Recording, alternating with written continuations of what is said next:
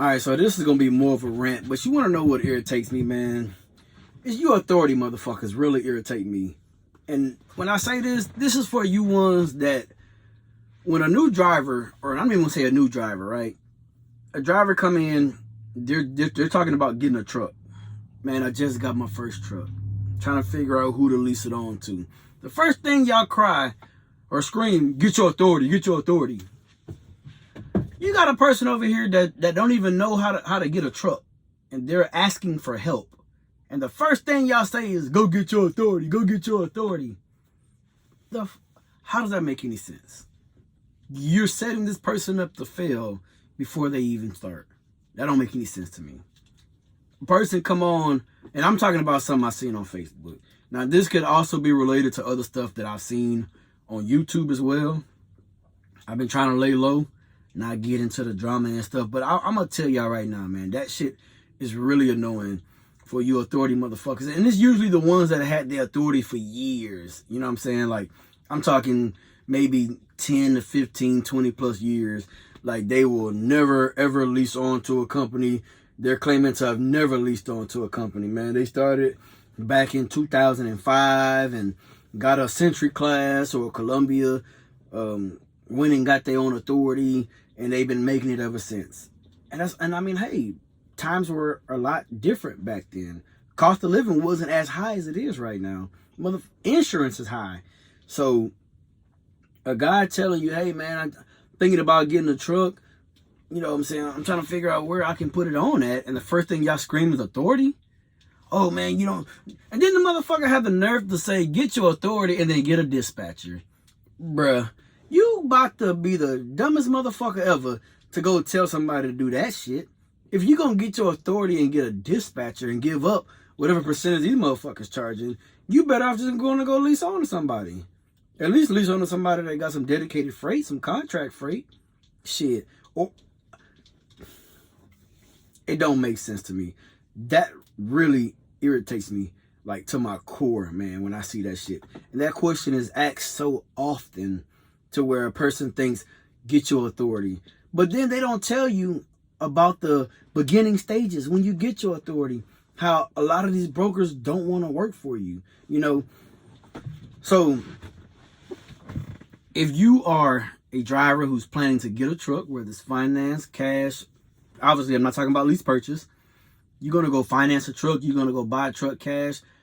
I definitely recommend you going to go lease that truck on somewhere. Go lease it on to a company that will, at least if you break down, they will fucking help you. Especially if your money ain't the best. I mean, you got $2,000, $3,000. Honestly, that's not enough. You're going to need at least 10. So go lease on to a company that's going to have your back. That will, hey, I need a tow. Can you help me out with a tow? No problem. I'll send a tow truck to you. Okay? That's what you need to do. Because hopping out in the world of getting your authority and then your money ain't right, you will fail.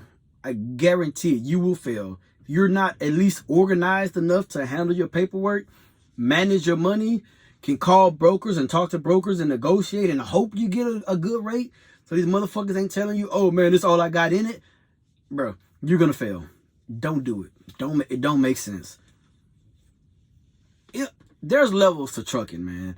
I'm not going to say trucking is not hard, but there's definitely levels to it.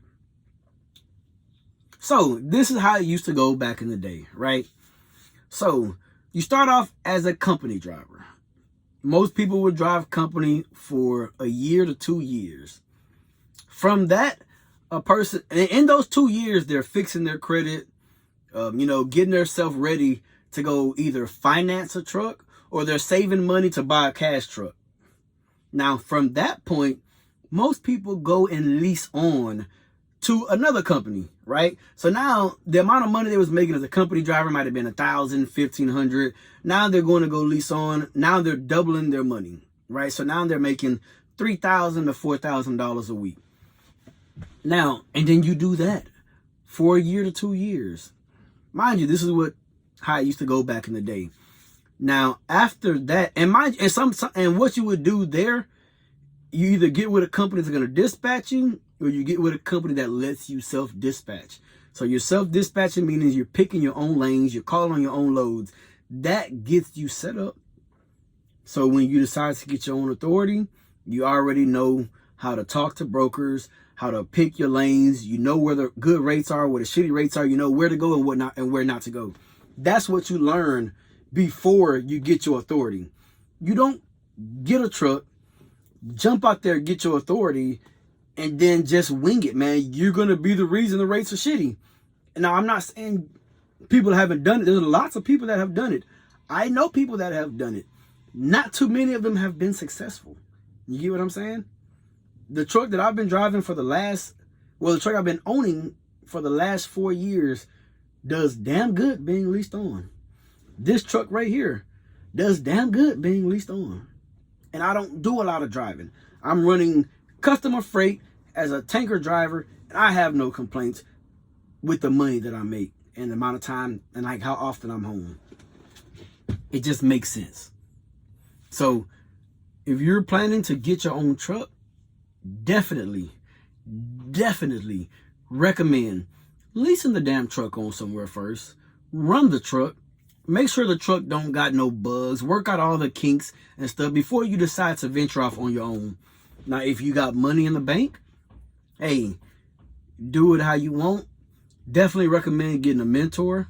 But I would tell you right now, if you're going to run a truck, whether you're running it under somebody or with your own authority, whatever truck you have, you need to find out how much it costs to overhaul that engine.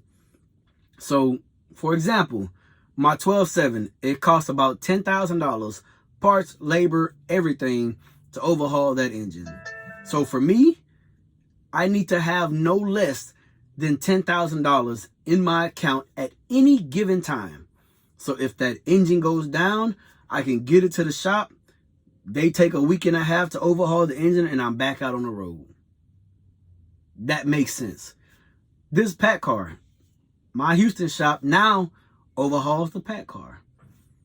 I want to say it'd be like $17K, if I'm not mistaken, because I think it's $9K for the overhaul kit. They charge $3,500 in labor, then you got to get the block cut and heads or whatever. So yeah, you're gonna be closer to $20K. This truck cannot have no less than $20K in the bank while driving this truck. Now, granted, sometimes you're not gonna have it, so you get out there, you hustle, you get to it. And let's say, hey, and the reason I say however much it costs to overhaul your engine, that's typically the biggest thing or the major thing that needs to be done on your truck.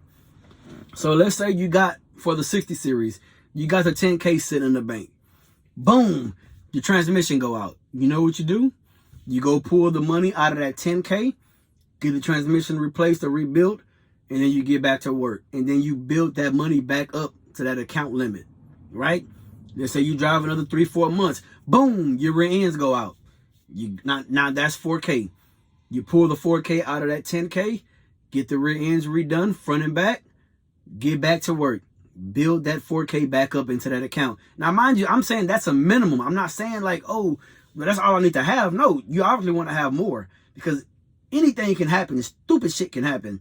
You can have a blowout one day, a brake chamber lock out the next day, a coolant leak the next day, then the radiator go out the next day, and the water pump go out, then the air compressor go out, then you can blow a hose, you can blow another tire, then your brakes can lock up. Like, a lot of stupid stuff can happen in trucking, man, especially when you're owning a truck.